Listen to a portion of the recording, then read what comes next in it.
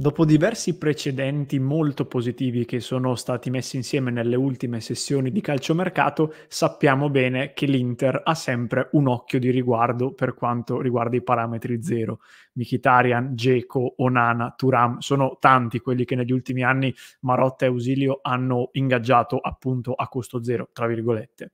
E l'Inter continua quindi su questa politica e in queste settimane, come di consueto quando si tratta di parametri zero, cominciano diciamo i primi approcci, le prime discussioni per cercare di bloccare giocatori che eventualmente alla fine di questa stagione, nell'estate del 2024, potranno essere prelevati a parametro zero. E uno di questi profili che potrebbe diventare un nuovo giocatore dell'Inter a zero a partire appunto da giugno 2024 è l'oggetto di questo contenuto. Ve ne parlo subito, prima vi do ovviamente il ben ritrovati, amiche e amici passione interisti, subito un click sul tasto mi piace e sul tasto iscriviti e andiamo a parlare di quello che potrebbe essere a tutti gli effetti il primo colpo dell'Inter per la prossima stagione.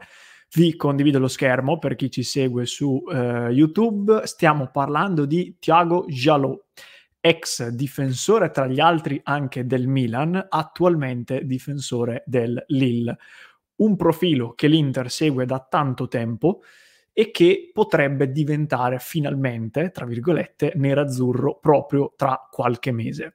Cominciamo facendo un identikit di questo giocatore che, ripeto, è nei radar dell'Inter e nelle discussioni che riguardano il mercato dell'Inter da un po', però comunque giocando anche in Ligue 1 forse non è esattamente uno dei più conosciuti. Intanto, come si può vedere dalla schermata, classe 2000, quindi ha 23 anni, alto 1,90 m, nazionalità portoghese, valore di mercato stimato da Transfermarkt circa 16 milioni di euro, un valore che però risente di una situazione che coinvolge Jalot e che fra poco vediamo, che ha un certo impatto da questo punto di vista.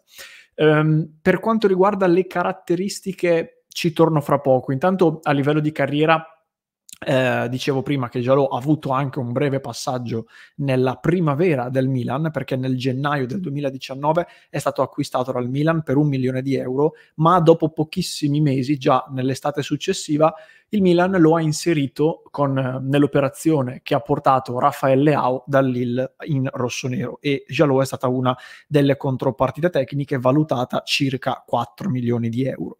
Da lì si è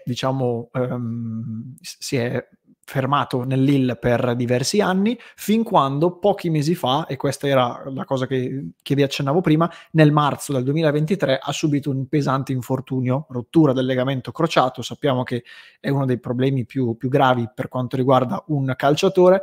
Sono trascorsi ormai 8 mesi, purtroppo Jalot non è ancora rientrato in campo e questo è chiaramente un limite, è un punto di domanda che riguarda il suo presente e anche il suo futuro, con cui bisogna indubbiamente avere a che fare.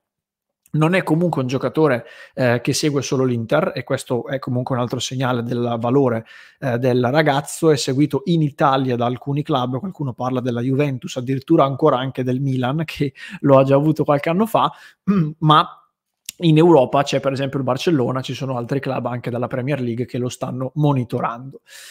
A livello di caratteristiche, qui c'è un discorso da dover fare secondo me, perché intanto possiamo dire che Jalot è un giocatore fisico, 1,90 m, ben piazzato, ma ha anche una buona velocità di base, quindi è un difensore abbastanza completo da questo punto di vista. È piuttosto aggressivo, quindi tenta spesso l'anticipo e è un difensore più moderno, se vogliamo, in questo senso. Mi verrebbe da fare un paragone per esempio con il Bremer che l'Inter voleva circa un anno fa, che aveva proprio queste caratteristiche che secondo me si sposano anche bene con il modo di interpretare il calcio di Simone Inzaghi. Ha una buona tecnica di base e uno degli elementi che secondo me lo rendono più interessante è la duttilità, perché è un giocatore destro di piede, però nella sua storia, nella sua carriera fino ad ora, ha giocato come difensore centrale sia in una difesa a 3 che in una difesa a 4, e addirittura, se andate a vedere sempre su Transfermarkt, qualche volta ha fatto anche il terzino, sia a destra che a sinistra. Quindi è un po' un Darmian, se vogliamo metterla in questo modo. Chiaramente, essendo destro di piede, ha una preferenza per il lato destro, se così vogliamo dire. È vero che lo stesso Bissek, per esempio, vi raccontavamo che l'anno scorso nell'Aarhus in Danimarca ha fatto più spesso il braccetto sinistro che non il braccetto destro, pur essendo anche lui destro di piede, però tendenzialmente, soprattutto in difesa, si cerca di far sì che il giocatore stia sul lato del campo uguale a quello del suo piede preferito. Ecco, mettiamola così. E perché vi dicevo che la duttilità è un elemento importante? Perché andando a pensare a quella che è la difesa dell'Inter, probabilmente potremmo dire che il segmento, tra virgolette, più coperto è proprio quello del braccetto di destra, perché l'Inter ha appena comprato Pavard, giocatore su cui vuole fondare ovviamente il proprio futuro, e alle sue spalle c'è un Matteo Darmian che non è più giovanissimo, ma che anche molto recentemente ci sta dimostrando ancora il suo valore. Quindi è probabile che Jalot sia un giocatore, comunque, come dicevamo prima, l'Inter segue da un po', lo seguiva fin dai tempi in cui c'era stato il primo assalto del Paris Saint-Germain su Skriniar nell'estate del 2022, e lì si diceva attenzione, c'è comunque Jalot che viene monitorato. Poi Skriniar non è partito, a gennaio, dopo tutta la questione legata alle parole del suo procuratore eccetera, si era detto magari parte a gennaio e l'Inter anticipa l'arrivo di Jalot, poi non se ne è fatto nulla, Jalot si è fatto male, Skriniar è rimasto e poi non ha praticamente più giocato, e quindi siamo arrivati a questo punto in cui l'Inter ha perso Skriniar a 0, lo ha rimpiazzato con Pavard e Jalot lo tiene in considerazione perché a giugno 2024 gli scade il contratto e al momento non ci sono segnali sul fatto che possa rinnovare con il Lille. Poi sappiamo bene che le cose possono cambiare. L'Inter quindi valuta in difesa perché di fatto dei difensori centrali attualmente in rosa ce ne sono 3 che sono ben oltre i 30 anni, in particolare Acerbi e Darmian, ma anche De Vrij che comunque ha superato da poco la trentina. E quindi è legittimo secondo me che l'Inter tenga d'occhio anche questi profili. Non so cosa ne sarà di Darmian, io credo, è notizia anche di queste ore, che l'Inter comunque vorrebbe rinnovare il suo contratto, quindi mi viene anche da pensare che magari sfruttando appunto la duttilità tattica di Jalot e il fatto che sulla destra ci sia ancora Benjamin Pavard, può essere che l'Inter lo valuti come un buon profilo su cui ragionare nell'ottica di renderlo un difensore centrale della difesa a 3. Al di là del fatto che poi magari Acerbi possa fare un altro anno e lo stesso possa accadere per De Vrij, però non posso pensare che un giocatore delle prospettive di Jalot venga per fare la panchina a Pavard. Non mi sembra una cosa molto logica. Il ragionamento che può esserci dietro è questo: creare una linea che preveda Pavard, Jalot e Bastoni, ovviamente. E questa potrebbe essere quindi la prospettiva dal punto di vista tecnico. Dopodiché, ragazzi, questo lo dobbiamo dire quasi sempre, Jalot è un classe 2000, 23 anni, parametro 0, 1 più 1 uguale 2. È un altro di quei profili che tu porti a casa risparmiando sul cartellino. Poi sappiamo che ci sono le commissioni e tutto quanto. Ed è anche uno di quei profili che, se torna ai livelli che ha fatto vedere pre-infortunio, puoi rivendere e farci una buona plusvalenza.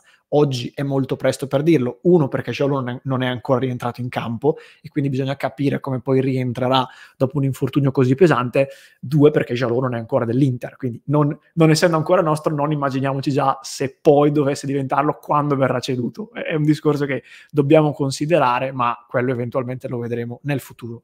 A me personalmente sembra un profilo molto interessante, sono le tipologie di parametri zero che mi piacciono di più, quelle che non sono magari verso fine carriera e che quindi ti garantiscono pochi anni. Un giocatore che, ripeto, l'Inter segue da tempo, quindi credo anche che abbia avuto modo di studiare solo per bene, di capire se sia giusto o meno per la retroguardia oggi nelle mani di Simone Inzaghi. Non mi resta che chiedervi cosa ne pensate voi, fatemelo sapere qui sotto nei commenti, se magari qualcuno lo ha seguito spesso nel Lille gli scorsi mesi, ci faccia sapere che impressione ha avuto. Io vi invito ancora una volta a cliccare sul tasto mi piace, sul tasto iscriviti e a passare dal club di Passione Inter, www.passioneinter.club. Se volete unirvi alla nostra community potete farlo anche eventualmente direttamente con l'abbonamento su YouTube, non è obbligatorio il club, però l'abbonamento al club è quello che consigliamo di più perché racchiude tutti i benefici complessivi.